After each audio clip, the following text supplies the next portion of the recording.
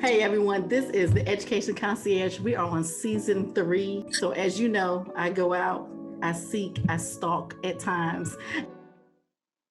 If you haven't heard about Anchor, it's the easiest way to make a podcast. Let me explain to you some reasons why. Number 1, it's free. Come on now. Who does not love free?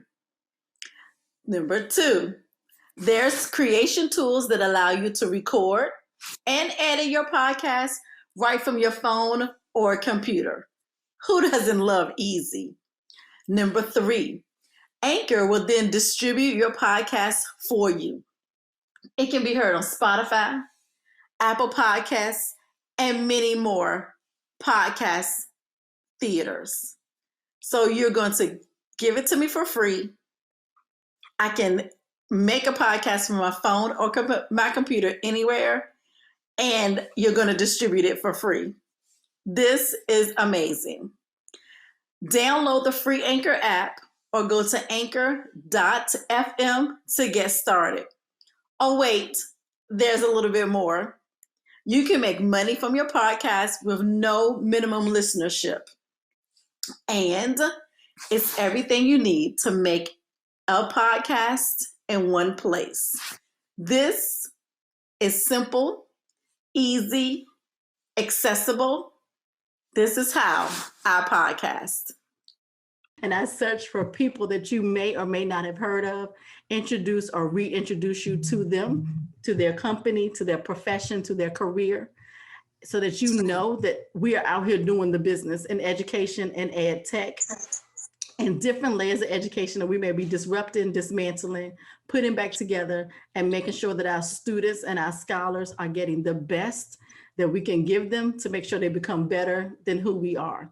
I have with us today Mr. Brandon Ballard, and I have an extra something at the end because he does something that I'm trying to get into, so we're going to talk about that.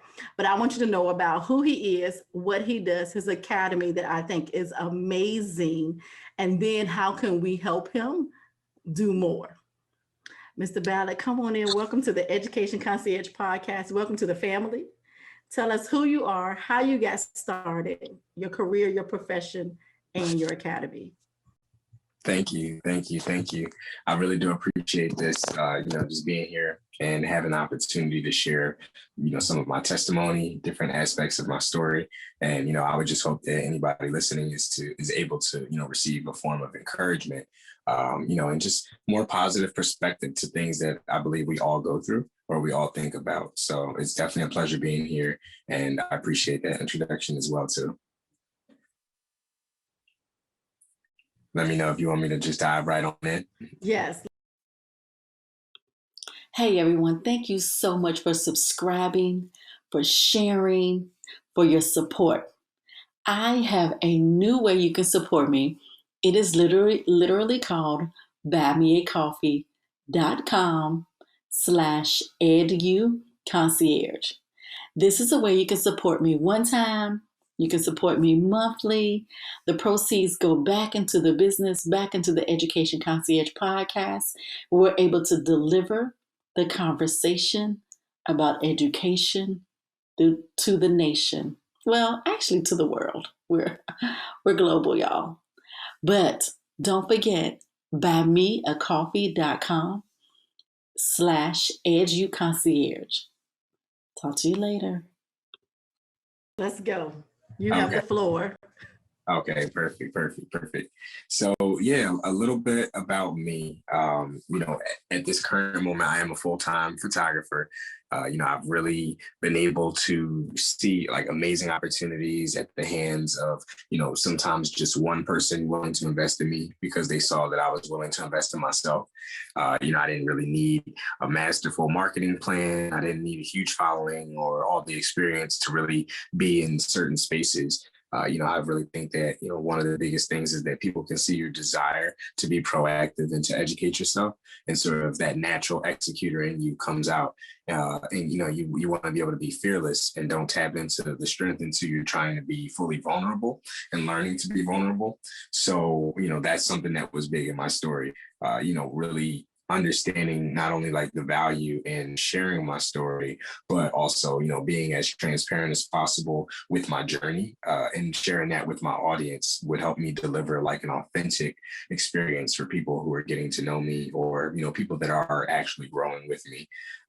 So there's just been a lot in regards to the arts really impacting my life and really showing me that that can be a strong vehicle that we use to impact our society and our culture.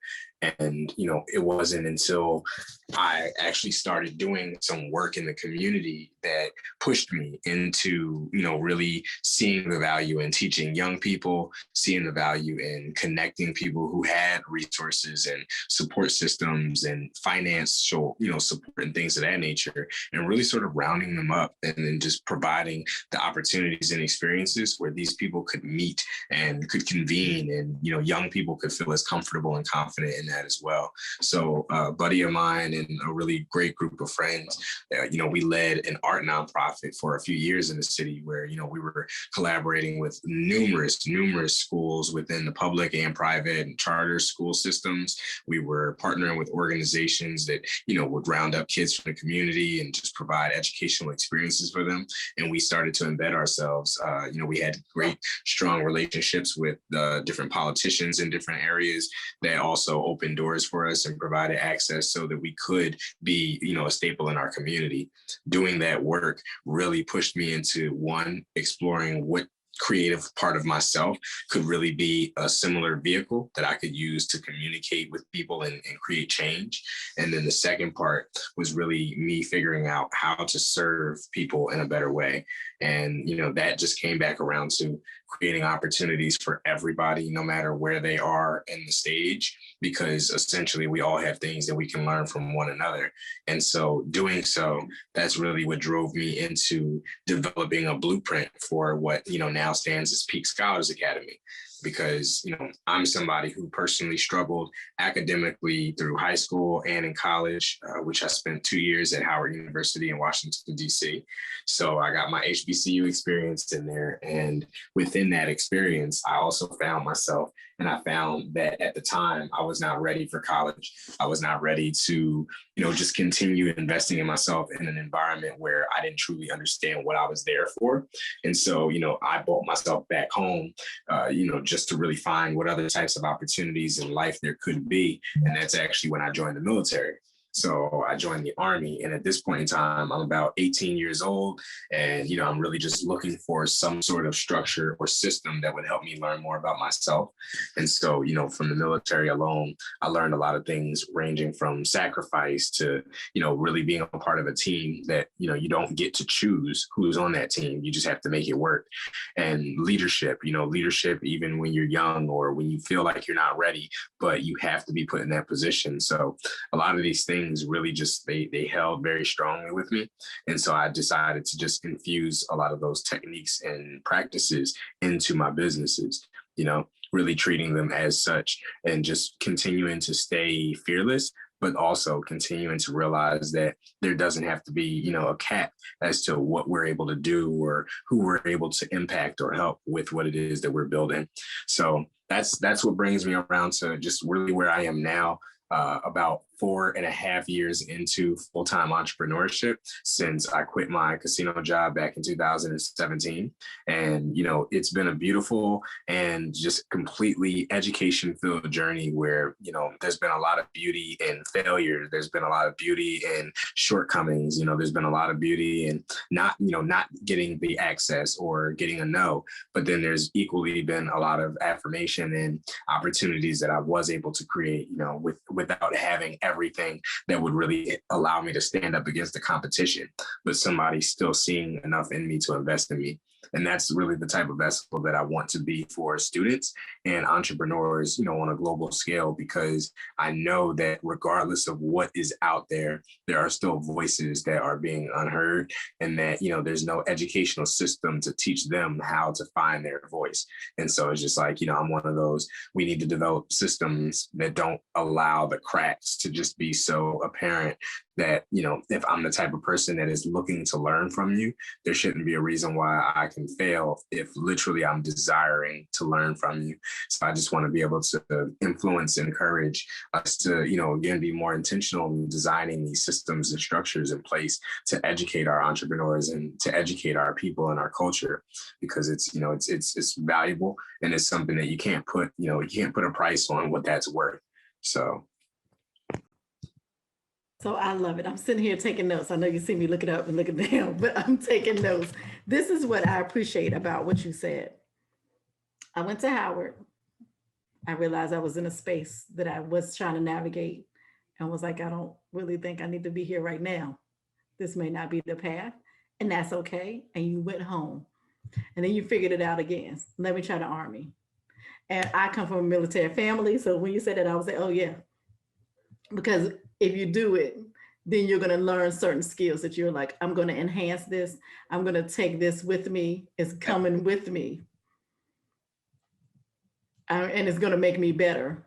So I always feel like all of those things you possess and you learned in the Army, you already had, they just enhanced it. So now as you're an entrepreneur, that's what you have, the discipline, the sacrifice. Those are all things you need to have. I love it. So then my question to you is, tell us more about Peak Scholars Academy. Absolutely.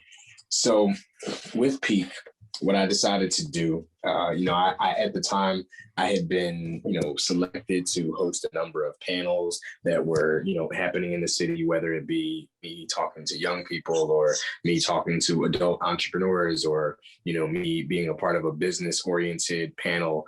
I've also done moderation of panels as well and facilitated some of my own with other organizations. And I just always sort of saw a lack of, serious connection when it comes to the communication methods and sort of like, just certain techniques that the events industry happens to adopt.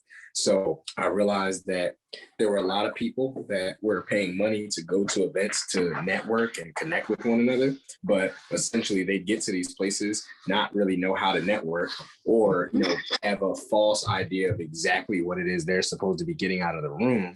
And then, you got the same cycles that, we're working to knock down. So where I decided to take action was, I noticed that my connection pool was pretty strong. I had a lot of ties into different levels of the entrepreneurial community in the city. So, people in real estate, people in finance, people in fashion, people in music, people, in the full just creative lane, people owning businesses and serial entrepreneurs to the entrepreneurs that are coaching and doing the holistic healing to, your gym owners, to restaurant owners, to your private chefs, like everything down the line.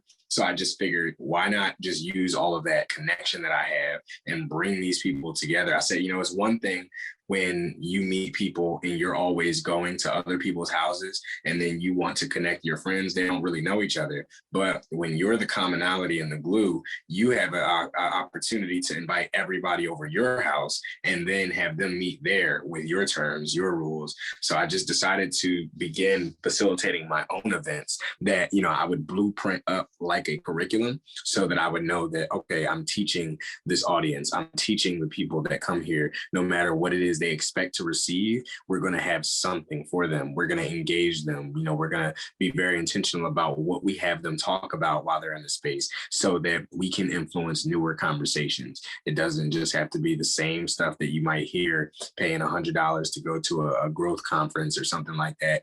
And then, it just doesn't work for you in your life. You know what I'm saying? So I just wanted to influence more transparent conversations between people that actually relate to one another and go through the same things, but are normally just too afraid to speak on it. So, that instantly became a slew of events that, were creatively themed and named, just to help really curate the concept behind them. So like I've named event Man Your Brand, where the sole focus was having people connect and make groups where you're able to actually build a brand step by step with people that might be in a number of different industries, and all you're doing is just adding your creative skills to the plate, and you're able to come up with something that maybe your mind wasn't even thinking about prior, or your perspective wasn't being stretched as far.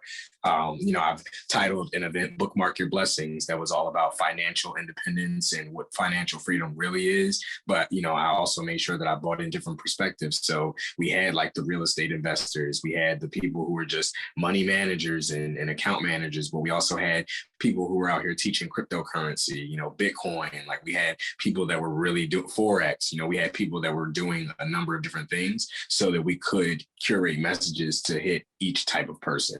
And just really doing things like that really started to help push a lot of different collaborative styles between businesses in the city and entrepreneurs who were doing things, created a lot of relationships and really started to become more of like a church for entrepreneurs, a place where they could literally just come, kick back, and, it's like you can be yourself and you can share your struggles, your adversities, what pains you, what makes you cry, what you feel like you're not successful with. And somewhere down the line, like we are going to help you and we're going to become the support system that, you can actually count on.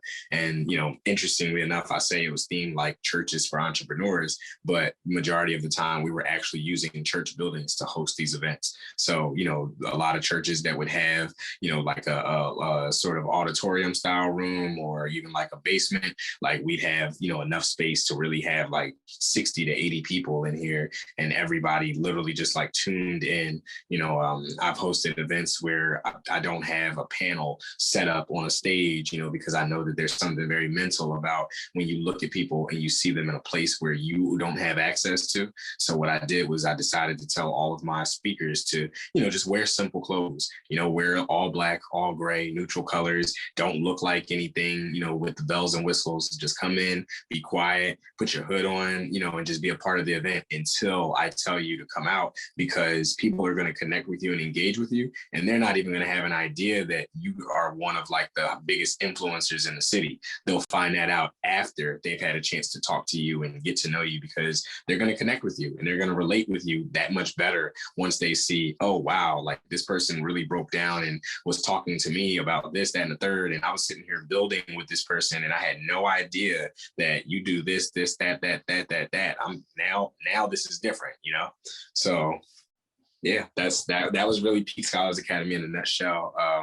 COVID, really did its number on shutting down like in-person events and causing us to adapt. So I have been tweaking and learning a little bit more about the virtual event space. So that's something that, I'm just giving it the appropriate amount of time before I have something like released and ready to say, hey, this is our slew of virtual events and this is how we're doing it. Also, because I see the virtual event space is continuing to change as well. So it hasn't been constant since it started. So just watching those trends. And that was my next question. My next question is, how have you shifted or how are you shifting? Because, it looks like we will be still in this place for a minute about people. Yeah. Even if we open up, people are still going to be leery. Also, people kind of like meeting and connecting online. Like I've gone to several events that were online for networking, and I was like, this is actually nice because they kind of put us in a Zoom room together, or they gave us a time frame for us to come through, and it was really nice. It was really interesting. Of course, different for some of us. I'd never done that before, but I like how you're looking at all of the options, because like you said, I think this week I was just introduced to 2 new platforms. Okay. Other than Zoom, to hold my virtual meetings, to hold networking events, to hold different things. And so that's what I appreciated. So I was looking into that just this week. So yeah, I'm like you, where I've held a couple of things, but I'm still kind of navigating what are we doing. So then this is my question: why, or not even why, how do we reach back? So you were 18. Yes. And you were like, this might not be the path for me. I'm going to go over here. But then I know I should be. How did you know you needed to be an entrepreneur? And how do we make that accessible for other young men and women who are coming behind us? This week's podcast is sponsored by Yes Bundle. Mario and Beatrice, they are a family-owned business that offer prepackaged school supplies for those grades kindergarten to high school. Or you can actually now order individual items. If you need supplies for your kids and educators, if you need supplies, go to Yes Bundle. That's Yes, YesBundle.com.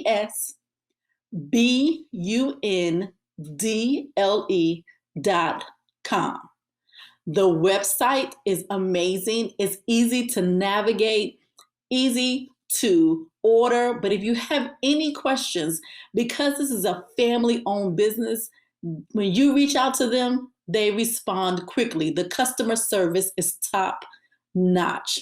Thank you, Yes Bundle, for being a sponsor of the Education Concierge podcast. Share, listen, like, subscribe, and then go order from Yes Bundle. Absolutely. So I didn't know that I should be an entrepreneur. I didn't even know what an entrepreneur really was. I think, those things, just like you identified, the military planting certain things inside of me is really what helps, build the entrepreneur from within. And then it's not until you discover your mental strength to become an entrepreneur that, you actually give yourself that access. And so, for me, it was a real tragedy of how I kind of like fell into entrepreneurship because I didn't really have the luxury of setting up like a preparation plan. I didn't have that luxury. So for me, transforming into an entrepreneur was actually something that, it was uncomfortable. It did come with plenty of days and nights thinking long and hard about what it is I really want to do. My commitment levels to my community and to the world and what I think about society and what I have the opportunity to do. And it was just, I started to look at the world around me more and actually take in and think about how many things were truly in alignment with what I desired in life. And when I was able to identify that the job, the 9 to 5 that I was working at, didn't exactly fully provide what it was that I was looking for in life, that was enough of a push for me. I don't know what it feels like to everybody, but it was a push that said, no, whatever is the other side of all of this, that's what I want. I want that. There's something about it that I know will actually be soothing, even in times where things may be hard. Because one thing that I profess is that, being an entrepreneur, like you deal with some of the same stuff that you deal with even in a regular, in your normal regular, if you chose not to do anything like, there's some struggles and there's some difficulties that would still come into play. You think, bad communication when you're just trying to square things away. You deal with that when you go to get fast food or, when you go to the grocery store and, they're out of an item, but, their inventory online tells you that it's in stock. Now you got to communicate with a manager about what's going on and why you're being falsely, advertised to and misled. There's just family, brings out the deepest communication situations that a lot of us get into. So there are ways that we're slowly, experiencing the same plights of the entrepreneur and the things that you have to adjust to. And it's just about really being able to see how life is so, connected and how things truly relate to one another and realizing that every moment is a learning experience for that entrepreneur that you want to be. Okay, so I love it. So then you said a lot, because one of the things you said is, I think what people always say is that I'm going to try and do this traditional route, which is work 9 to 5. And then when I get in there, I'm like, I'm not built for this. This is not what I'm built for. I think I need to reach out and do something else. And a lot of us who are, I call myself a part-time entrepreneur, who are entrepreneurs, we always sit there and go, how quickly can I leave this? What do I need to do? What do I need to set up? Can I just take a leap of faith? Can I just walk out? How long do I need to do this for? What's my plan? And I love something that you said earlier. What's the blueprint? Yes. Yeah, absolutely. And when you said that, I was like, ding, ding, ding. I need to go back and look at a blueprint for a couple of things that I thought I had right, but clearly it's not working out. So I need to know the blueprint. So I am entrepreneur. I found Brandon. I found you on LinkedIn, and I reach out to you and I say, Brandon, I work this 9 to 5. I really know that I want to do this full time. And I'll just use myself. Brandon, I work 9 to 5. I work an 8 to 4 job. but I really want to do branding and social media, branding, photography, and social media full time. What would be 3 things that you would say to me, Benita? You need to do the following 3 things to start your blueprint. Start your blueprint, but then these are the 3 things that I would suggest you do immediately, like implement this now. What would they be? I would immediately begin having conversations with people that could be mentors, people that will definitely support that move and that transition. But along with that, I say you set a deadline, because the minute you start telling people that that is what you want to do, they're watching you. They're watching how willing you are to invest in yourself. And that's going to be something, it's a little foreshadowing to how people are going to invest in you in the future. So, that's your chance to really show them up front, I am ready to invest in myself. So even if you're thinking about doing so, you're confident enough to do it because you believe in me and what I'm doing here. You can see that burning desire in my eyes. So I would definitely say, 1, start connecting yourself to people that could be your mentor for that transition. 2, I would say begin drafting that blueprint. Actually, for me, the blueprint leaving the job into entrepreneurship should really include, you doing more of like an audit on the current position that you have, and realizing, maybe even by like a checklist, what are the skills that you're at that job using the most? What are the skills at the job that, you learned were, most valuable? What are certain skills at that job that you could be using, but, because of the role, it's a little limited. So you're just not using those skills. Like, start identifying what it is that you already have, what it is that you've already been doing, and what is it in what ways you've been growing in that previous job, because a lot of that are going to be like, if it were a video game, these are going to be your starter pack tools as soon as you jump off. So like whatever it is that you have in the mind and in the heart when you transition is going to be the toolkit that you start off with. So, if you're able to put together, okay, these are those skills that I have. I'm a people person. I'm a communicator. I'm a problem solver. I'm a self-starter. I can find solutions. I can put 2 and 2 together. I'm pretty slick with math and science related things. Okay, cool. And then it's just like, at the same time, you're also thinking, you know what?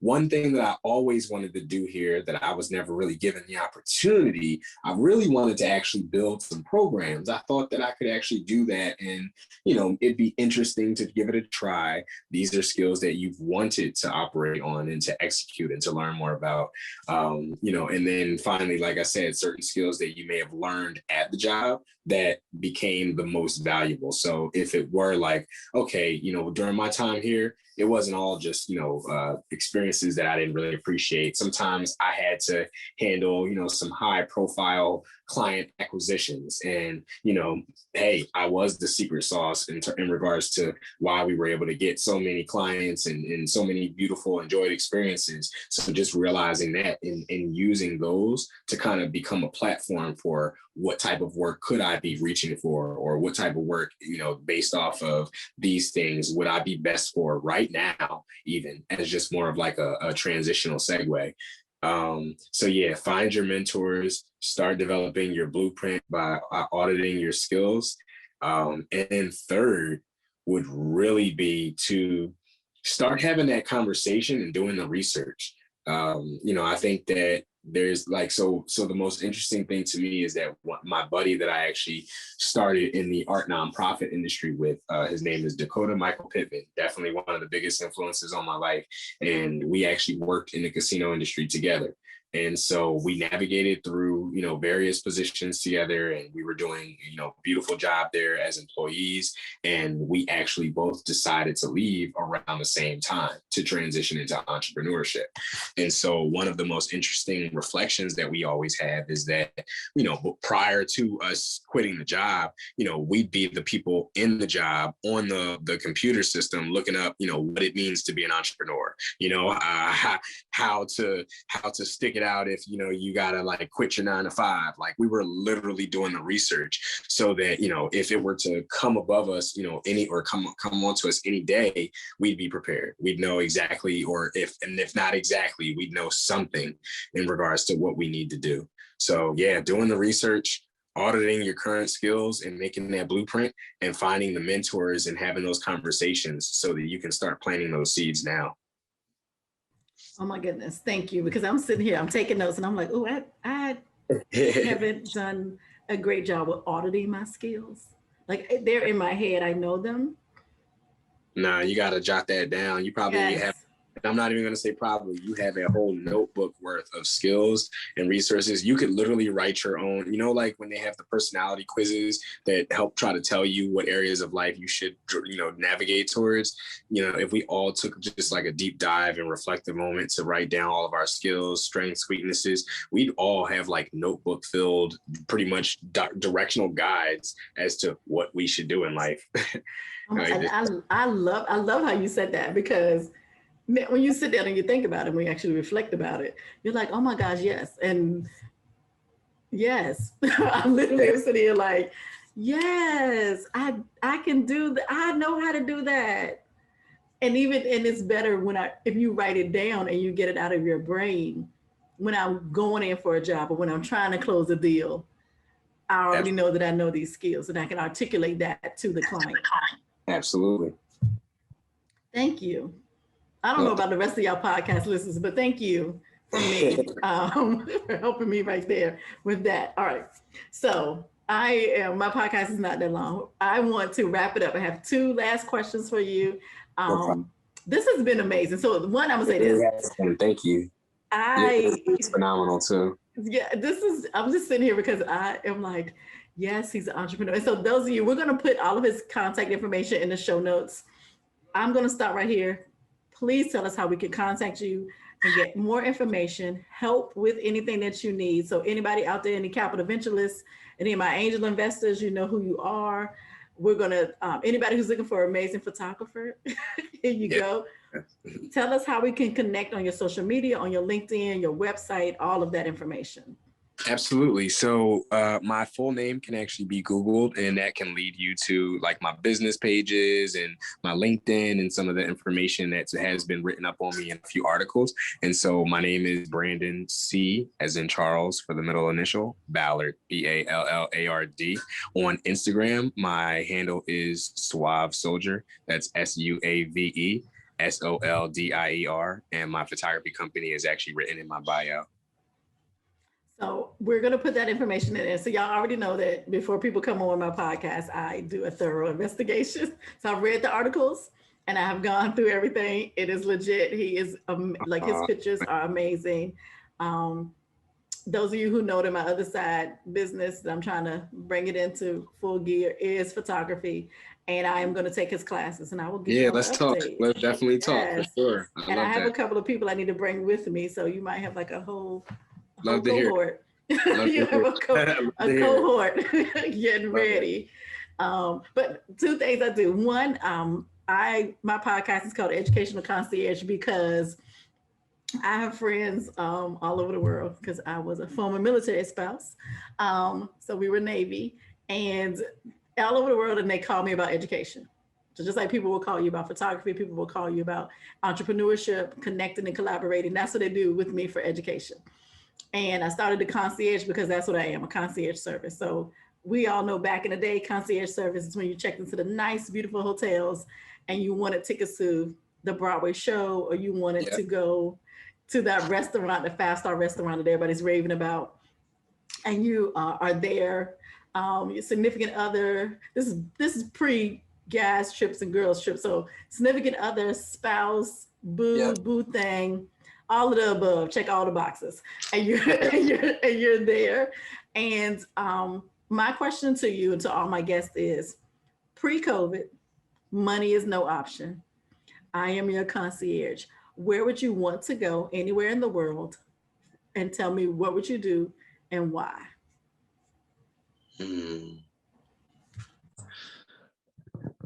Well, with my experiences and also my family's heritage. So my family's actually from Montego Bay.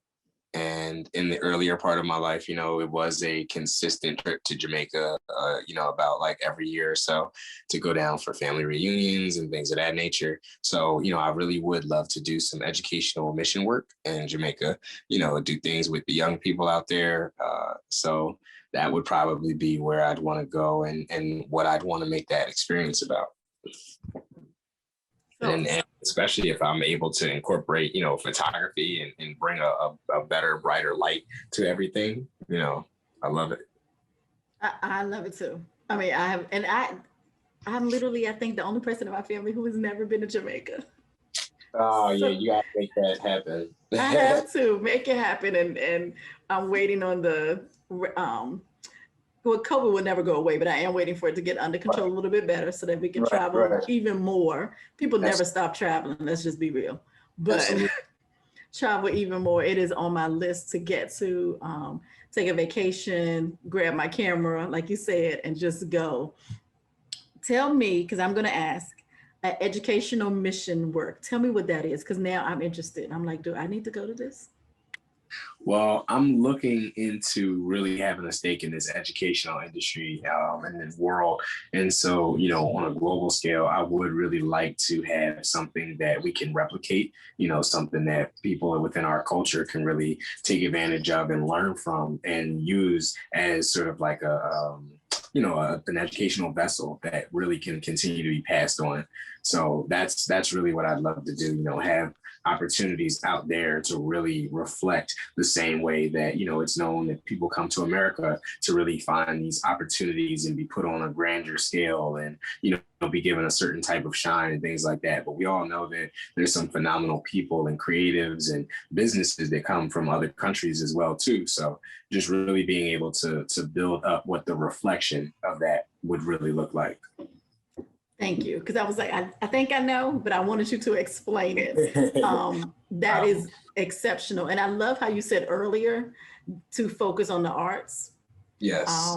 I think anybody who knows me, y'all know I want a school. I want to open a school. And yeah, on one side, it'll be science, technology, engineering, and math. But on the other side, it's going to be Alvin Ailey dances and Junkanoo Band. And like, it's going to be all of that because I grew up dancing. I think it probably saved my life, like just being able to go to ballet and tap and jazz and being focused and stop being clumsy and just understanding who I was growing up as a young lady.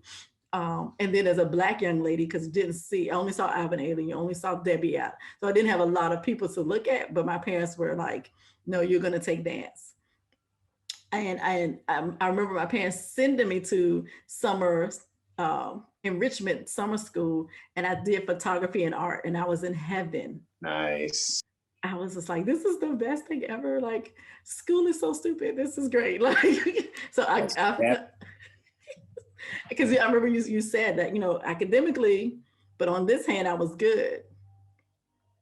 Yeah, absolutely. And that was something that I really paid attention to, and I didn't let it become too much weight on my, on my heart and on my shoulders to know like, oh, I'm not doing great academically.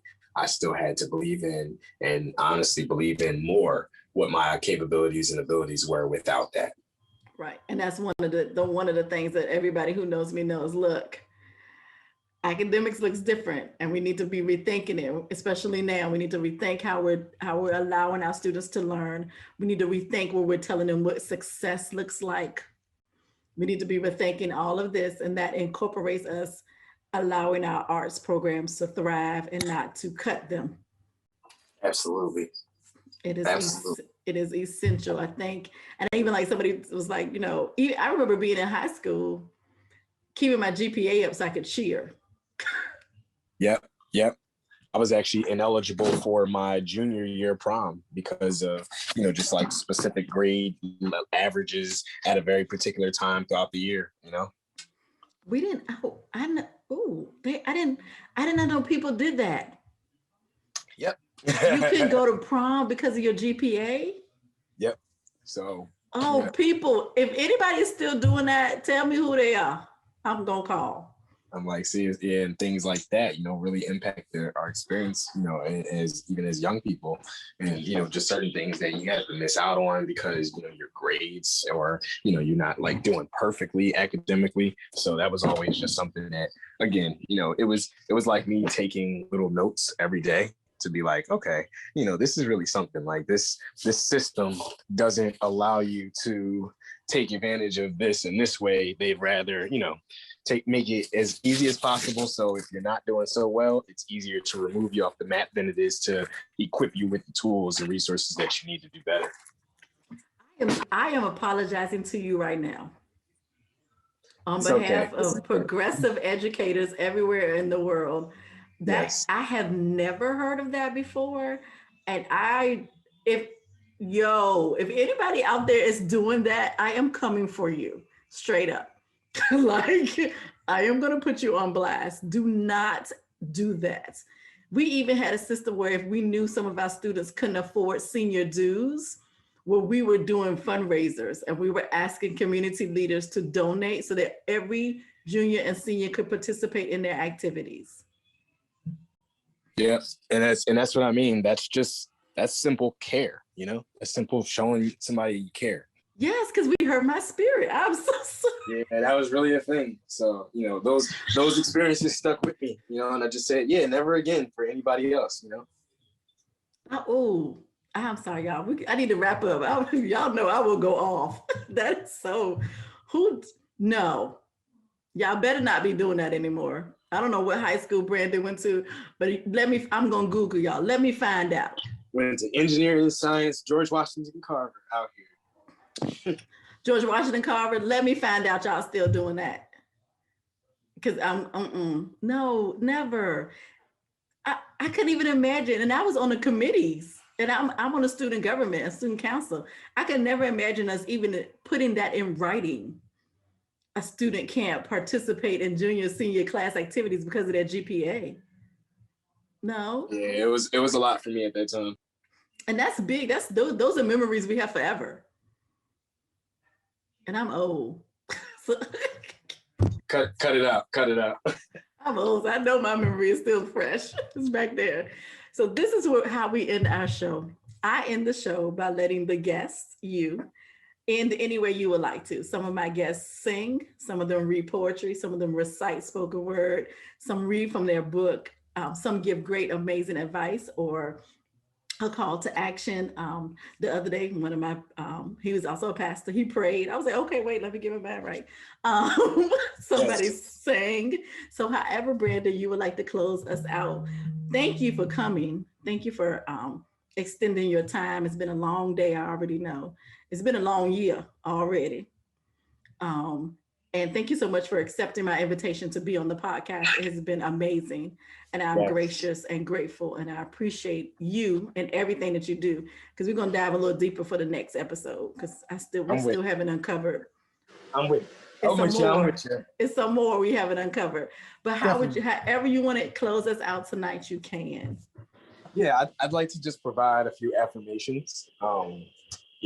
I'd really like to just stay on that track. Again, like I said, I just hope that someone here was able to, be encouraged, really feel like they got some answers or a new, more positive perspective towards some things that, may have confused, but, may have them feeling like, they're not so sure about their next step or they're not so sure about what they're doing. And just to remember, we're all leaders, we're all healers, we're all students. We give God-like love to each other. Be okay with being vulnerable. Vulnerability is not weakness. Be okay with telling and living the truth.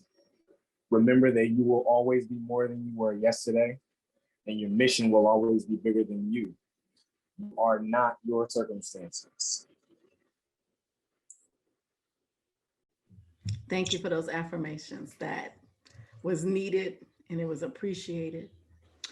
Ladies and gentlemen, boys and girls of all ages, Mr. Brandon Ballard. This has been phenomenal. Thank you. Thank you so much.